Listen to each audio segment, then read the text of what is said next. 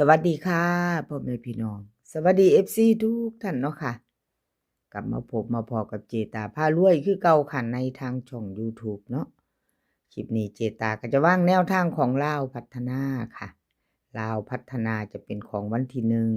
1คลิปนี้จะมี3เซียนดังเด้อค่ะ3เซียน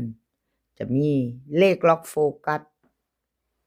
อน้อยนำโชคอสมใจค่ะ3เซียนดัง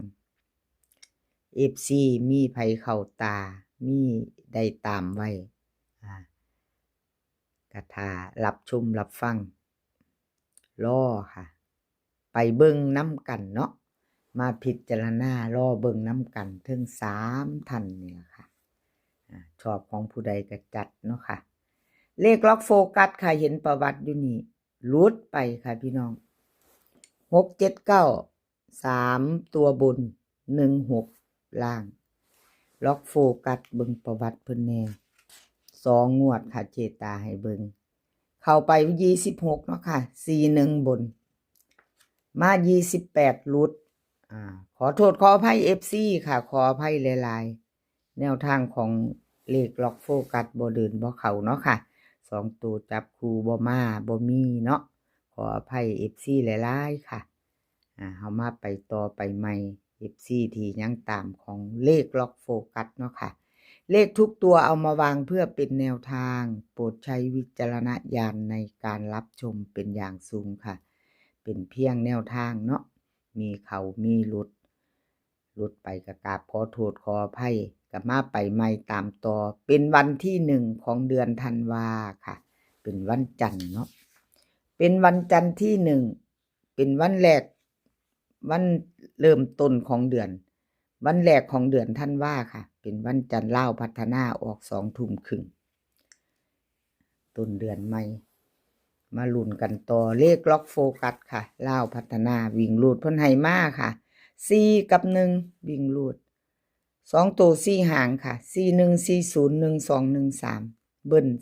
4411ค่ะ3ตัว2หาง440 414ค่ะ3ตัว2หางวิ่งรูดเด่นทอกันเด้อค่ะ4กับ1 2หางค่ะเพิ่นเน้นให้ล็อกโฟกัส41กับ40 3ตัวนี่ก็2หางเด่นทอกันค่ะเน้นทอกันเน้น2หาง440 414ค่ะแคปหน้าจอค่ะใครจะไปต่อกับเลขล็อกโฟกัสเนาะกราบขอบคุญขอบคุณเลขล็อกโฟกัสหลายๆเด้อค่ะที่ให้แนวทางมาว่างทางช่องเนาะด้วยดีตลอดมาไม่มีแนวทางก็บ่มีช่องเนาะพี่น้องน้ำพึ่งเรือเสือพึ่งป่าคือวานล่ะชอบในทางเดียวกันเนาะค่ะแนวทางลาวพัฒนาแคปหน้าจอไปจะไปต่อกับเลขล็อกโฟกัสไปต่อค่ะไปต่อน้อยนำโชคFC น้อยนำโชคค่ะ FC น้อยนำโชคเป็นจังใดกันแน่สายวิ่งสายลูดมีไผวิ่งไผลูดไผตามน้อยนำโชคบ่ค่ะมีไผตามบ่มา2ตัวเนาะ28 71มาบนมาล่างค่ะจับมือกันมา6 7 9 3ตัวบน16ล่าง7กับ9อยู่คนละหม่องพี่น้องเพิ่นจับคู่บ่เข้ากันจับคู่บ่อนมาเนาะน้อยนำโชคหาเข้าไปอยู่วันที่26เนาะค่ะล่างให้เบิ่ง2งวดค่ะเพื่อบ่เป็นการเสียเวลาของ FC เนาะ2งวดก็พอเพิ่นว่าเบิ่งจักงวด2งวดละเจตาว่าซั่นพอได้เปรียบเทียบใส่กันตัดสินใจเนาะแนวทางน้อยนำโชคใครจะไปต่อกับเพิ่นก็เตรียมแคปหน้าจอกราบขอบุญขอบคุณน้อยนำโชคหลายๆค่ะที่ให้แนวทางมาวางทางช่องเจตาเนาะค่ะกราบขอบพระคุณเป็นอย่างสูงลาวพัฒนาค่ะน้อยนำโชควิ่งรูดค่ะ3กับ8 2ตัว4หางค่ะ37 36 84 85เบิ้ล33กับ88 3ตัว3หางค่ะ348 385 336วิ่งรูดเด่นทอกันเด้อค่ะ3กับ8เน้น2หาง36 84 3ตัวค่ะเน้นหางเดียว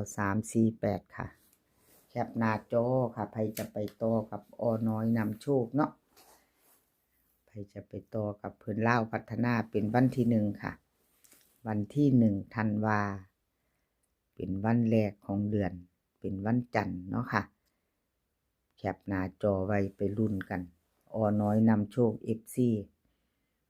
ใครจะตามกับเพิ่นใหม่เนาะค่ะเป็นเดือนใหม่วันใหม่เนาะพี่น้องเดือนใหม่วันใหม่เฮาก็ไปรุ่นใหม่กันเนาะเดือนใหม่วันใหม่ก็ไปรุ่นใหม่กันเอาต่อไปค่ะสมใจค่ะสมใจเป็นจังใดเพิ่นเข้าอยู่ตัว7สมใจเนาะค่ะ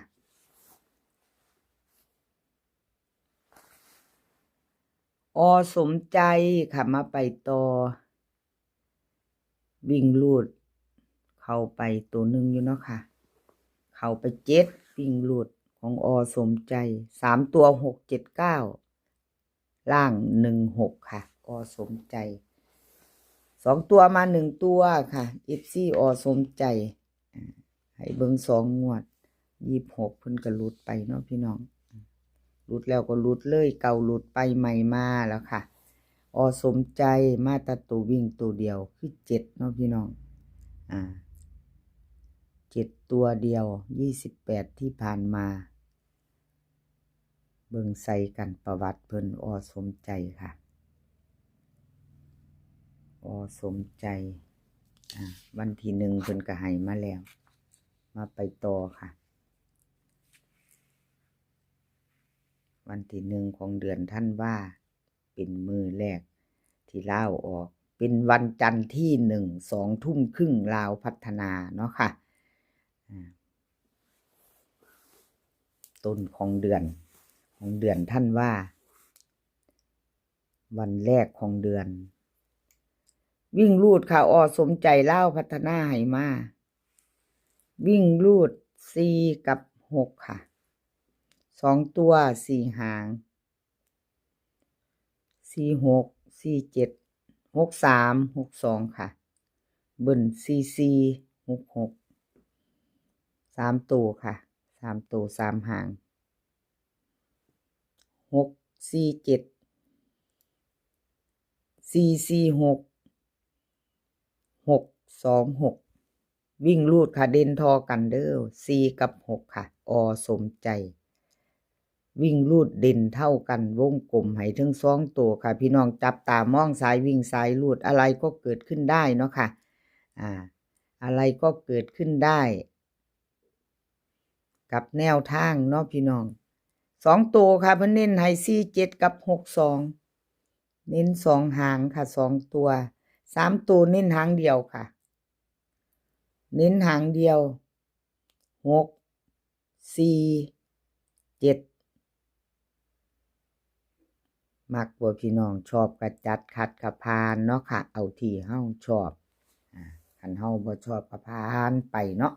สำหรับ FC ใหม่ที่เพิ่งผ่านเขาไม่เห็นเนาะค่ะถ้าชอบคลิปนี้เนาะ FC ใหม่เพิ่งผ่านเขาไม่เห็นก็ฝากกดติดตามกดไลค์เนาะค่ะกดหัวใจให้เจตาเป็นกำลังใจให้กันเนาะกำลังใจสำคัญที่สุดค่ะกับขอบบุญขอบคุณหลายๆสำหรับ FC